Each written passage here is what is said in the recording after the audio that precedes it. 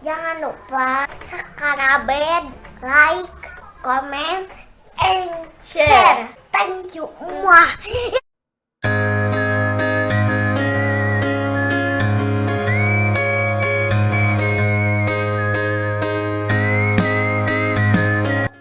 Oke, yo what's up guys. Assalamualaikum warahmatullahi wabarakatuh. Salam sejahtera buat teman-teman semua. Semoga tetap diberikan kesehatan dan lindungan oleh Allah Subhanahu wa taala. Mungkin yang pertama di sini saya ingin memperkenalkan diri terlebih dahulu ya. Saya sendiri Naufal Fikri Revora. Saya merupakan mahasiswa Universitas Jenderal Sudirman. Di sini saya sebagai anggota dari kelompok 7 Teknologi Bioenergi. Di sini saya akan menjelaskan presentasi terkait materi teknologi biobriket. Mungkin langsung aja. Di sini biobriket sendiri ini briket sendiri ini adalah suatu bahan bakar padat yang dimana digunakan sebagai sumber energi alternatif pengganti bahan bakar minyak yang melalui proses karbonasi kemudian dicetak dengan tekanan tertentu, baik dengan atau tanpa bahan pengikat atau binder maupun bahan tambahan lainnya. Lanjut, untuk bahan-bahan utama penyusun biobriket sendiri, bahan-bahan utama yang digunakan untuk biobriket ini pada umumnya mempunyai ukuran partikel kecil, berbentuk serbuk. Sebagai contohnya yaitu serbuk batu bara muda, serbuk gergaji, sekam, limbah pertanian, limbah kehutanan, ampas atau arang, dan sebagainya. Di sini juga ada gambar dari bahan-bahan utama dari biobriket itu sendiri.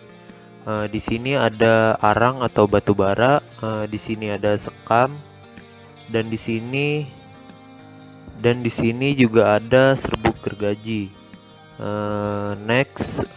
Kemudian di sini ada kelebihan dan kelemahan dari biobriket. Untuk kelebihannya sendiri dari biobriket ini yang pertama itu biobriket merupakan energi terbarukan karena terbuat dari sumber daya alam yang berupa biomasa.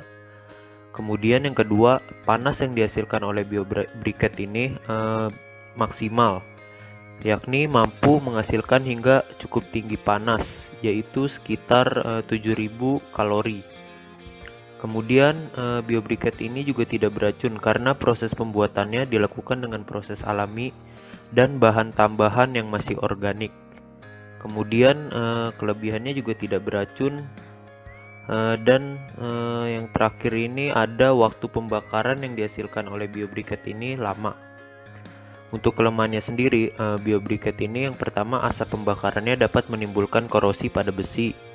Kemudian jelaga hasil pembakaran dari biobriket ini menyebabkan polusi dan gangguan sistem pernapasan pada manusia.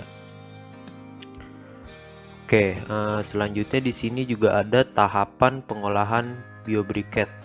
Yang pertama di sini tahap pertama adalah pengelompokan bahan baku, di mana bahan-bahan yang akan digunakan dalam pembuatan briket dikelompokkan berdasarkan jenisnya, sersah dedaunan, ranting yang berukuran kecil, pecahan dahan, sekam, serbuk gergaji, dan sebagainya. Untuk tahap yang kedua di sini yaitu adalah proses pengarangan, di mana pengarangan atau karbonasi adalah suatu proses untuk menghilangkan unsur-unsur yang terdapat dalam briket, yang apabila dibakar akan membentuk asap dan mengganggu lingkungan. Di sini juga terdapat diagram alir proses pembuatan briket atau bioarang daun tebu. Di sini teman-teman bisa lihat mungkin untuk diagram alirnya. Di sini dapat dipahami proses-proses yang tertera di dalam diagram alir tersebut menjelaskan bagaimana proses pembuatan briket bioarang dari daun tebu. Oke, langsung lanjut tahap selanjutnya, pencampuran dan penghalusan. Jadi semua arang dari masing-masing jenis bahan dicampurkan, kemudian dihaluskan dengan cara dipukul-pukul atau dengan menggunakan alat sampai hancur. Dalam pembuatan briket ini, serbuk arang harus diperhatikan kehalusannya. Biasanya ukuran serbuk arang ini untuk pembuatan biobriket ini berkisar antara 40 sampai 80 mesh. Kemudian ke tahap pencetakan. Pencetakan briket dilakukan dengan pemberian tekanan menggunakan alat kempa. Pemberian tekanan pada briket dapat mengakibatkan pemadatan atau pengecilan volume, sehingga luas persinggungan atau luas kontak diperbesar dan memungkinkan terjadinya ikatan antar partikel yang lebih baik. Oke, lanjut.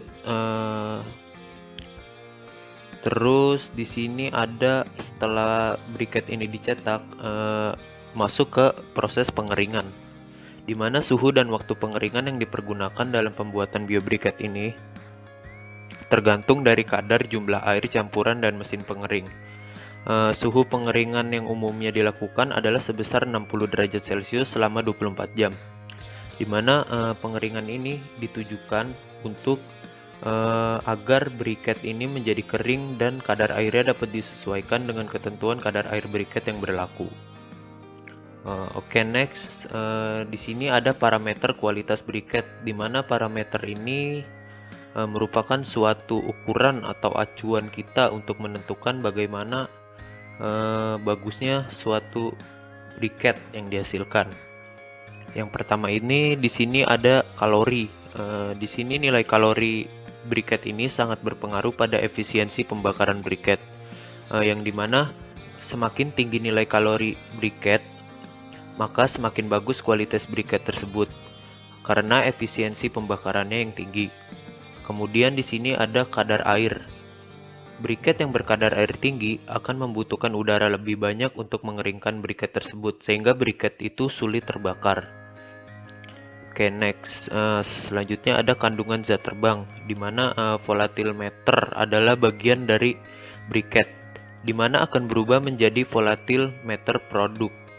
Bila briket tersebut dipanaskan tanpa udara pada suhu lebih kurang dari 950 derajat Celcius.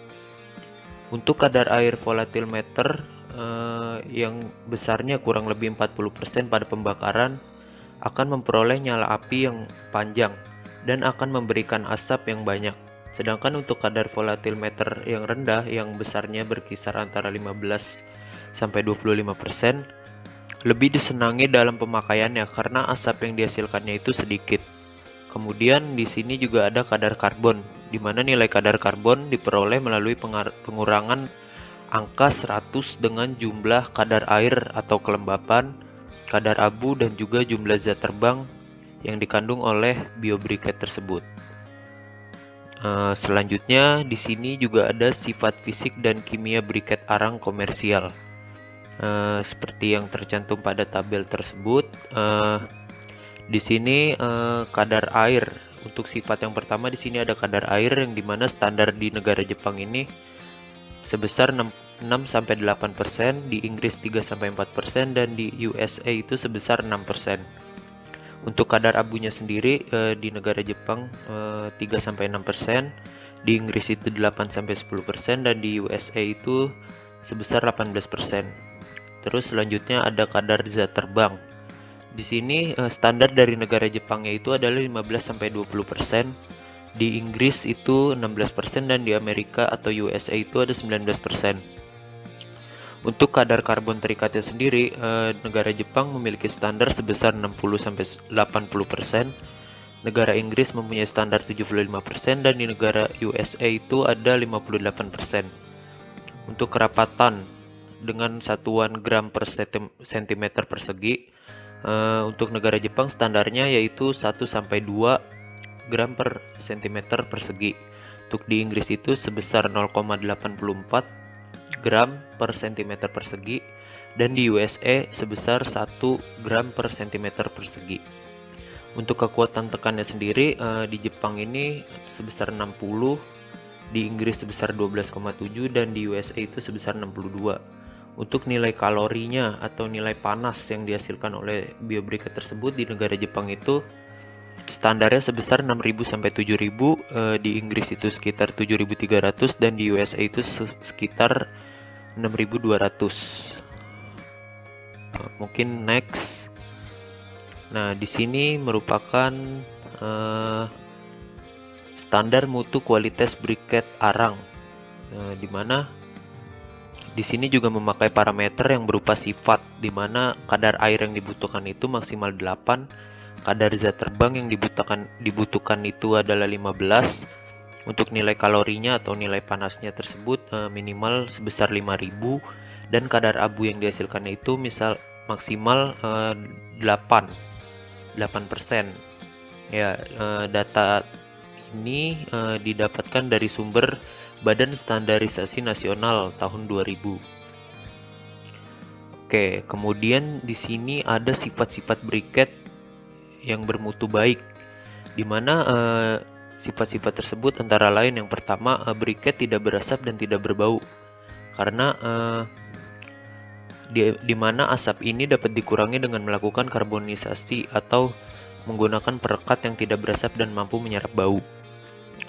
Yang kedua, mempunyai kekuatan tekan lebih dari 6 kg per cm persegi, sehingga tidak mudah pecah saat dipindah atau diangkat.